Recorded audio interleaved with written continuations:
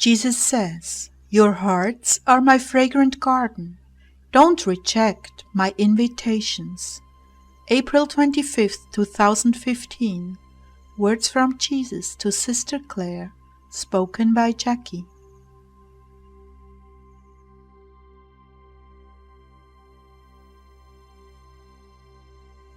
Jesus began, "My precious, do not think it strange, all these temptations to judge, to get angry, or any other sin.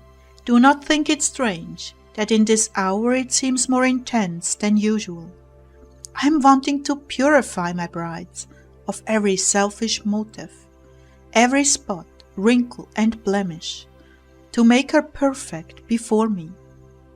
She is quite beautiful even in this hour, but there is always room for improvement. That is why I am sending more trials, allowing more temptations from the enemy, that I may adorn her even more beautifully than she is in this moment. Do not grow weary with these tests. Do not give up on yourself because you see so many flaws. No, persevere. Do not condemn yourself, for that too is a sign of pride, expecting to be perfect and finding the imperfections. Rather, the humble soul is not the least bit surprised by her surfacing faults.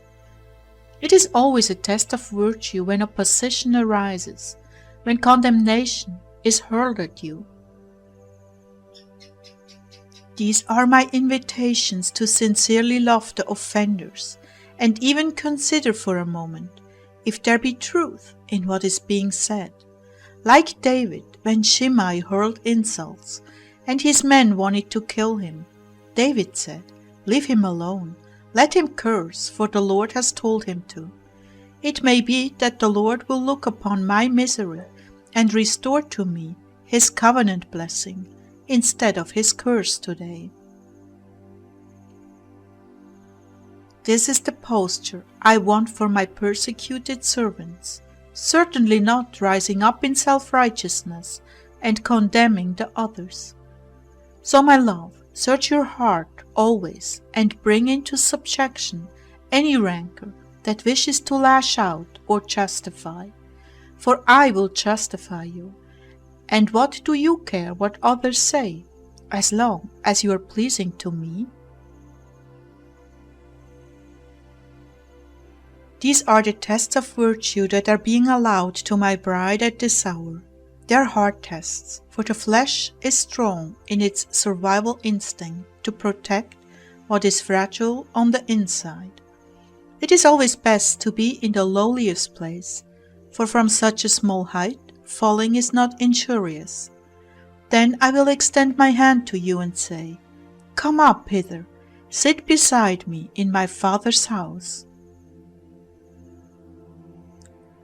All of you, precious brides, let there not be one speck of rancor or judgment in your hearts.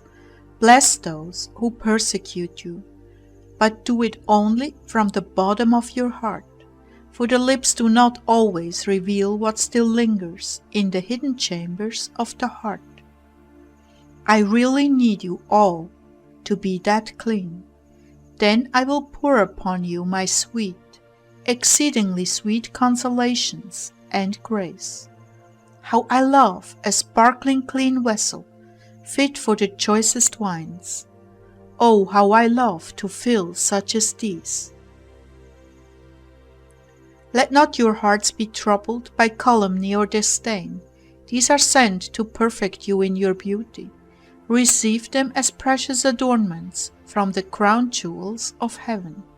For great are the souls that shine with these marks of my affection.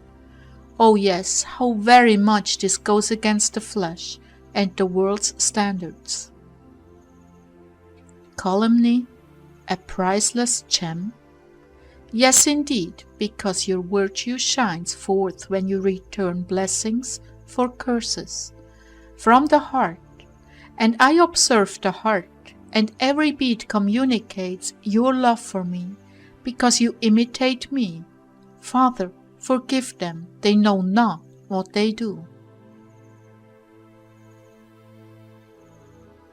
Little do you realize the worth of scorn and contempt, rejection, humiliation, but how necessary this is to holiness. In this world, people are always trying to elevate their position, whereas in my world, it is those who are the lowliest that I recognize as the greatest among their brothers and sisters. So what I'm saying is, recognize these opportunities to love me. They are challenges to rise above the fleshly nature and worth their weight in gold.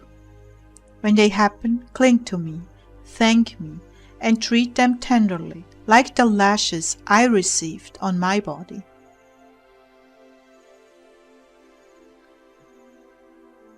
Please don't revile these words. They are truly words of life and perfection, given to you to make you strong in the face of adversity.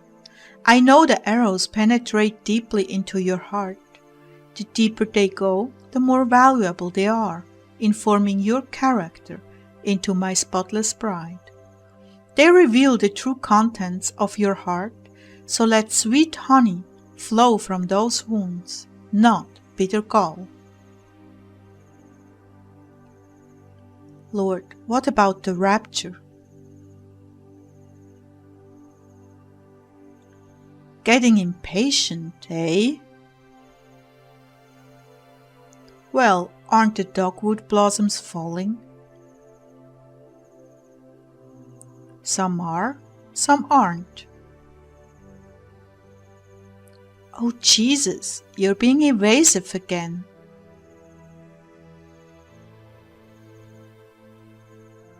And you're fishing again.